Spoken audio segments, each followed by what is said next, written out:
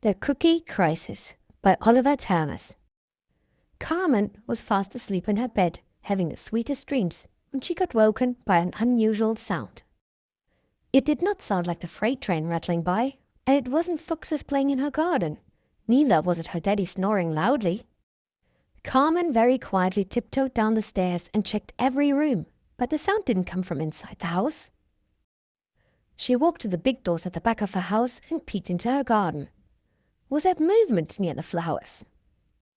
Carmen silently sneaked outside and could not believe her eyes. There was a unicorn eating Mummy's favorite flowers. Mummy would be so cross. Carmen cleared her voice and said, "Excuse me, you can't eat those. Here, have a chocolate chip cookie instead," before she pulled one from her sleeves. The unicorn explained, "I have been waiting for you, Carmen. You are needed in the Mermaid Kingdom." "Me?" Carmen said, and pinched herself. But the unicorn was still there. It said they had to hurry and asked Carmen to sit on its back. The unicorn's mane was very soft. Together they raced through pretty fields and brightly lit villages, across steep hills and wide valleys. Carmen had never traveled so fast. Before long, they reached the coast where the unicorn said it couldn't take Carmen any further. Carmen would have to jump into the sea and a mermaid would meet her. Carmen did not hesitate. She was good at swimming.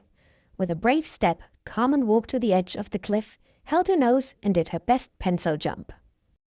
Surprisingly, the water was not cold and it had changed color to a beautiful turquoise. But that was not the only change. Carmen had grown a mermaid's tail. A friendly mermaid swam over and waved at Carmen. They couldn't speak underwater, but Carmen understood that she had to follow the mermaid. The mermaid led Carmen to a gorgeous underwater palace.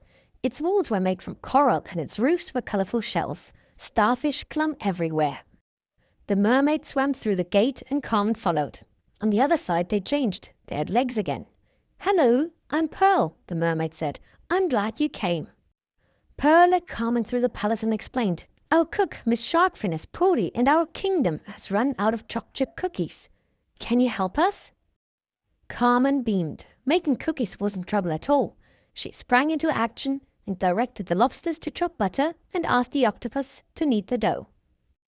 Carmen whisked and whirred and tried some dough. Then she carefully placed the cookies on a coral tray into the oven. It wouldn't be long before the kingdom was saved. The first batch was ready. Pearl and the other mermaids waited anxiously, but they didn't need to worry. The cookies were warm and delicious. Soon the kingdom's stores were full again, and to celebrate, they arranged a feast. Swordfish dueled, clownfish danced, but when the trumpetfish started, the world changed. Carmen's alarm had rang. Time for school. Carmen stretched and yawned, then got up to change. Carmen was still thinking of her beautiful dream while brushing teeth. What was that? Was that seaweed in her hair and a starfish on her top? Had it really been a dream?